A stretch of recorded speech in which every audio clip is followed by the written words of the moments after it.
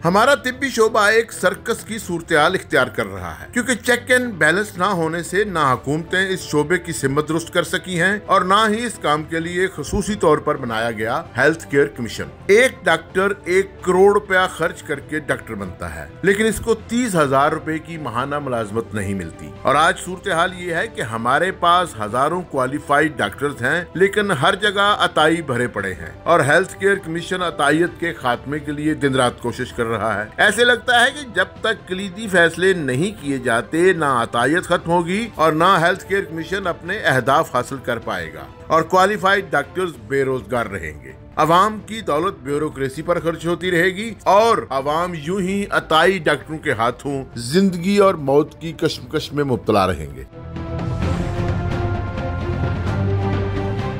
Punjab health care commission में registration का रुझान क्यों बहुत कम है?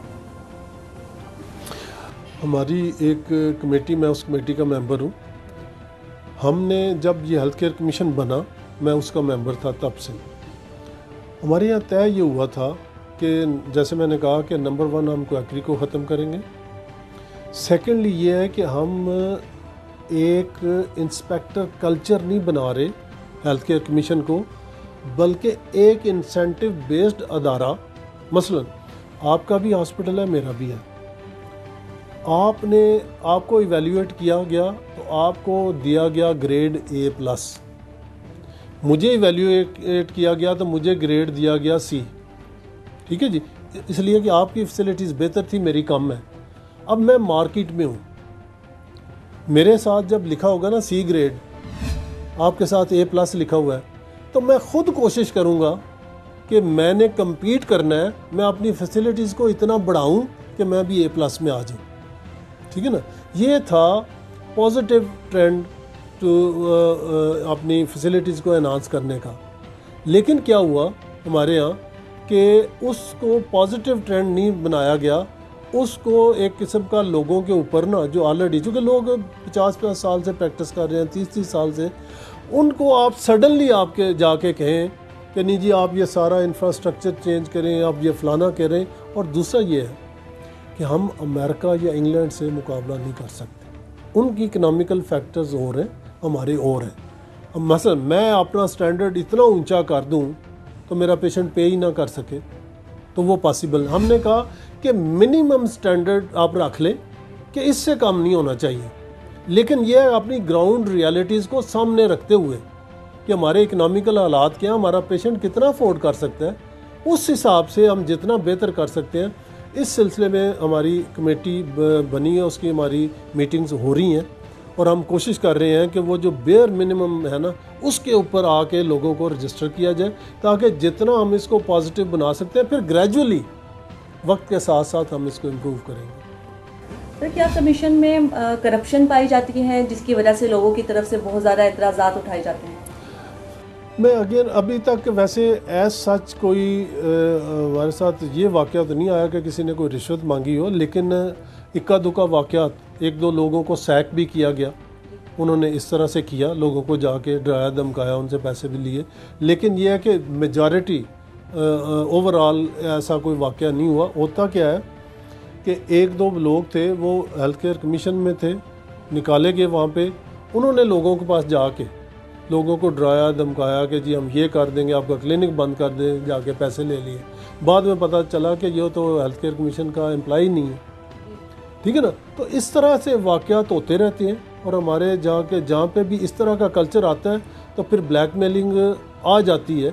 लेकिन अभी ऐसा अल्हम्दुलिल्लाह, अभी मैं ये नहीं कहूँगा कि हेल्थ केयर कमीशन में कोई ओवरऑल ऐसी कोई चीज़ है कि हर एक कोई ब्लैकमेल किया जा सकता है, ऐसा नहीं है। सिर्फ हमने उन्हें एक सजेशन दी थी कि जब आप इंस्पेक्शन पे जाएं, हमारा एक मेंबर ज़रूर हो, ताकि कोई बंदा और वो एक टीम जाए 3 लोगों की, अकेला नहीं जाए। अकेला जब जाएगा तो वो ज़रूर गड़बड़ करेगा।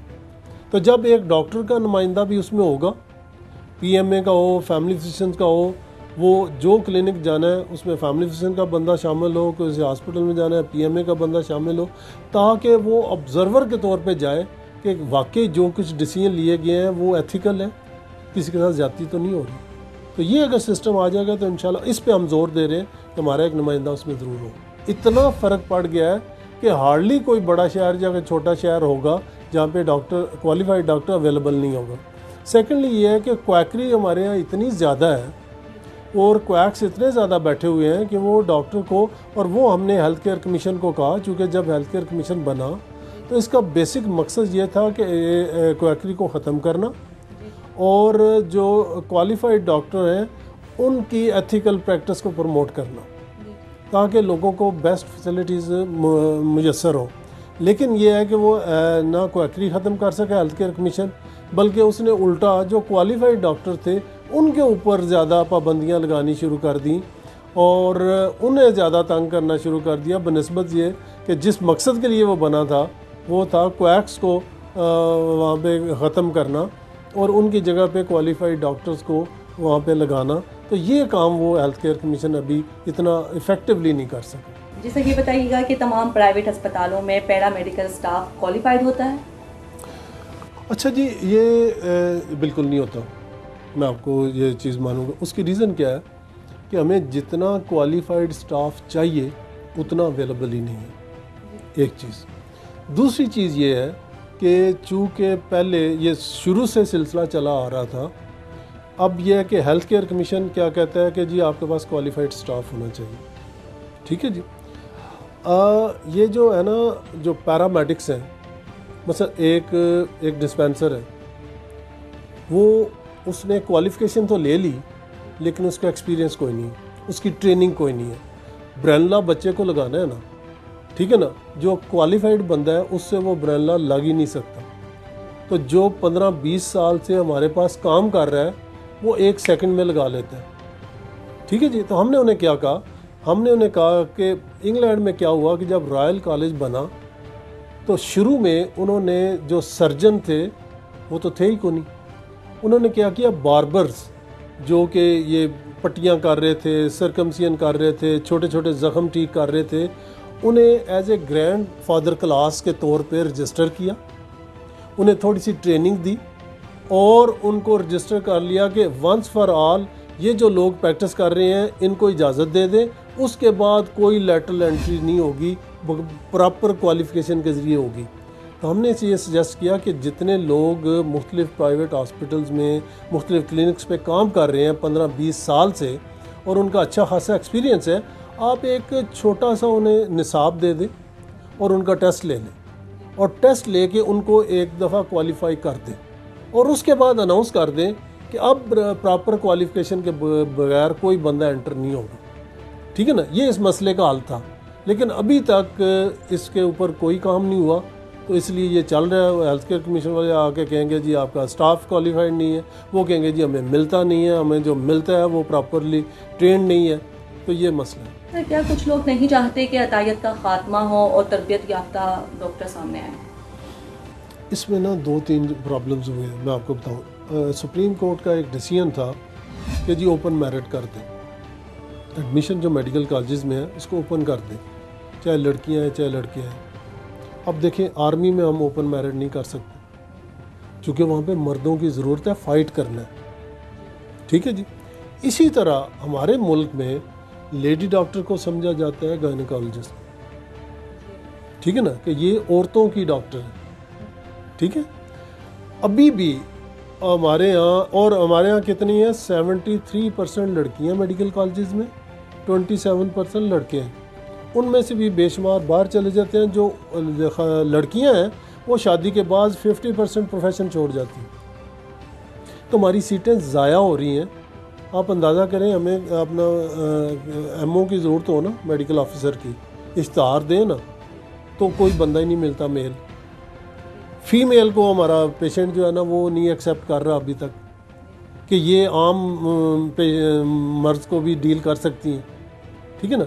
तो इसकी वजह से एक बहुत बड़ा गैप आ रहा है, जिसकी वजह से क्वैकरी फ्लरिश कर रही है कि वहाँ पे डॉक्टर ही इतने अवेलेबल नहीं है, जो नया कोई डॉक्टर फैमिली फिजिशियन नहीं आ रहा मार्केट में, ठीक है जी। अब क्या होगा कि कुछ अरसे के बाद जो मौजूद है, अगर वो भी ख़त्म हो गए, ज़ाहिर एक नेचुरल आपकी लाइफ होती है, एक ख़ास हद तक उम्र होती है, वो भी अगर निकल गए तो आपके तो गले महल्ले में सिवाय क्वैक्स के बंदा ही कोई नहीं रह जाना, तो लिहाजा हमें अपनी पॉलिसी को रिविज़िट करना पड़ेगा। हमें सुप्रीम कोर्ट को ये बताना पड़ेगा कि प्लीज़ इस तरह करें कि इसको जितनी ज़रूरत है मेल की, जितनी ज़रूरत है फीमेल की, उतने ही रखें, इससे ज़्यादा ना रखें। तो इसकी एक वजह ये नहीं कि रजिस्ट्रेशन का मेयार जो है वो बहुत सख्त है और आम लोग इस पर पूरा नहीं उतरते? उसकी बिल्कुल ये रीज़न है कि लोग पढ़ना ज़्यादा शुरू हो गए, ठीक है जी, और एकेडमीज़ और जो अफोर्ड कर सकते हैं वो बहुत ज़्यादा उन्होंने मेहनत करके, और हमारे जो तरीका इम्तहान है वो ऐसा है कि लोग, अब हमारे ज़माने में कभी नहीं होता था जिसके 60% मार्क्स आ जाते थे वो समझते थे बड़ा, अब 99% इवन 100% मार्क्स भी हैं, ठीक है ना। तो अब इस वजह से क्या हुआ कि आहिस्ता आहिस्ता हालात जो है ना वो बहुत ही मतलब इस दगरगुम पे हालात हो गए कि अब एक तो जो अफोर्डिंग क्लास है सिर्फ उन्हीं के बच्चे आ सकते हैं। अब मेडिकल कॉलेज जो प्राइवेट है 1 करोड़ से कम नहीं बनता डॉक्टर, ठीक है जी, और उसको 30,000 की जॉब नहीं मिलती बाद में। तो अब क्या करते हैं लोग, बाहर इधर उधर चले जाते हैं। तो हमारा ब्रेन ड्रेन हो रहा है। हमें गवर्नमेंट को चाहिए कि इसके ऊपर कुछ करे, वरना अदरवाइज़ यहाँ पे वाकई क्वालिफाइड डॉक्टर्स की बहुत कमी हो जाएगी।